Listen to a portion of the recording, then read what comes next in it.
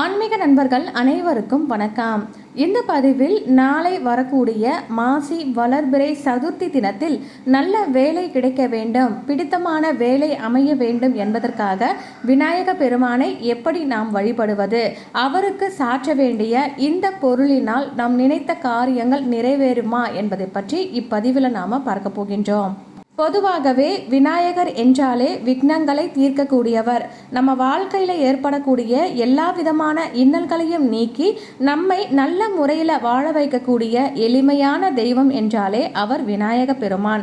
தெய்வங்களிலேயே நாம் எந்தவித ஆடம்பரமும் இல்லாமல் எளிமையாக நம்ம நினச்ச மாத்திரத்தில் நின்ன இடத்திலேயே வணங்கக்கூடிய எளிமையான தெய்வம் அப்படின்னா அவர் கண்டிப்பாக விநாயகர் தான். இவ்வளவு சிறப்பு வாய்ந்த விநாயகருக்கு திதிகளில் சதுர்த்தி திதி மிகவும் உகந்ததாகவே இருக்கு. எந்த தெய்வங்களையும் அவர்களுக்கான நாட்களில் வணங்கும் பொழுது நமக்கு அதற்கான பலன்கள் நிச்சயமாக கிடைக்கும்.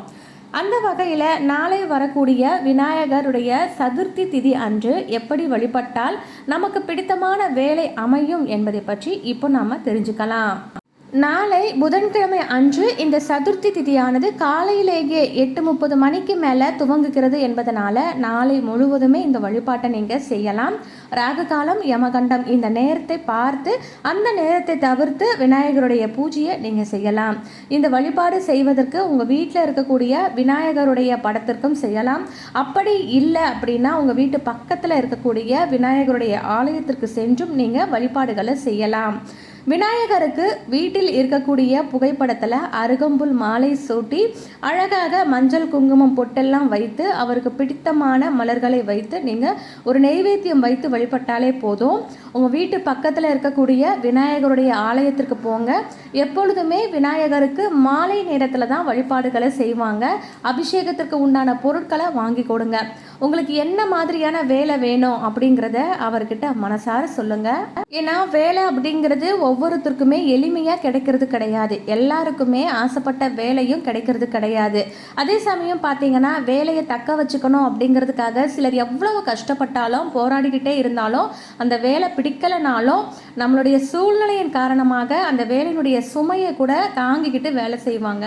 ஆனால் அதுவே பிடிச்ச வேலையாக இருந்ததுன்னு பார்த்துக்கோங்களேன், அதில் எவ்வளவு ப்ரெஷர் இருந்தாலும் அதை நம்ம சந்தோஷமாக தான் ஏற்றுக்குவோம். அதனால தான் பிடித்தது பிடிக்காதது இதுக்கு ரொம்பவே வித்தியாசங்கள் இருக்குது.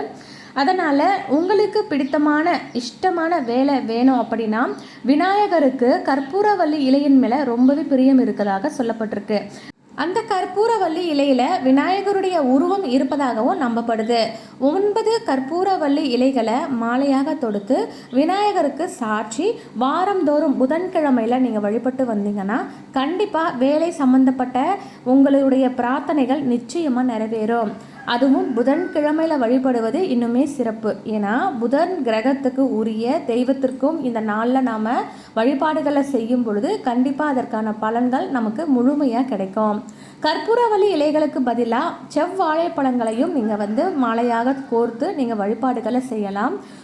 9 வாழைப்பழங்களை மாலையாக கோர்த்து 12 வாரம் புதன்கிழமையில் விநாயகருக்கு சாற்றி வழிபட்டு வருவதனால கட்டாயம் நினைத்த காரியம் நிறைவேறும். கற்பூரவல்லியும் செவ்வாழைப்பழமும் அதீத சக்தி உள்ளதாக சொல்லப்பட்டிருக்கு. 9 செவ்வாழைப்பழங்களை இடைவெளி விட்டு மாலையாக கட்டிக்கோங்க. அந்த மாலையை விநாயகருடைய ஆலயத்திற்கு செல்லும் பொழுது அதை சாற்றி வழிபட்டால் கட்டாயமாக பிடித்தமான வேலை அமைவதோடு இல்லாமல் உங்கள் வேண்டுதல்களும் நிச்சயமாக நிறைவேறும்.